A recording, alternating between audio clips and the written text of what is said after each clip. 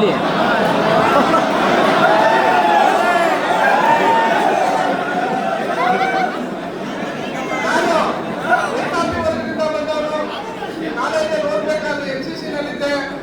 C certificate ಆಗಿತ್ತು.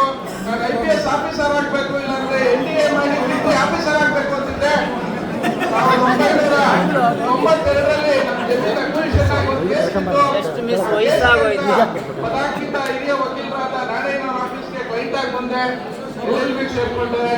LLB ಮಾಡಿ 1998 ಫೆಬ್ರವರಿನಲ್ಲಿ enrol ಮಾಡಿಸಿ ವಕೀಲರಾಗಿದ್ದೇನೆ. ನಿಮ್ಮೆಲ್ಲರ ಜೊತೆ 10 ವರ್ಷದಿಂದ ಇದ್ದೇನೆ.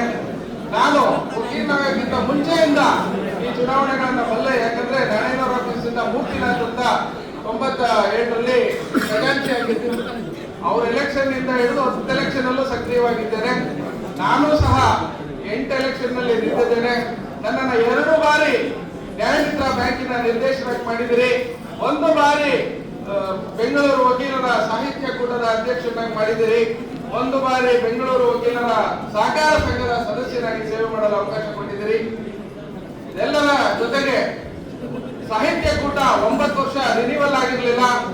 ಅದನ್ನ ರಿನಿವಲ್ ಮಾಡಿಸಿ 2,500 ಇದ್ದಂತ ಸದಸ್ಯರ ಸಂಖ್ಯೆ ನಾನು ಅಧ್ಯಕ್ಷನಾದ್ಮೇಲೆ ಈಗ 9,000ಕ್ಕೆ ಹೋಗಿದೆ ಅಂತ ಹೇಳಲಿಕ್ಕೆ ನಾನು ಹೆಮ್ಮೆ ಪಡ್ತೇನೆ.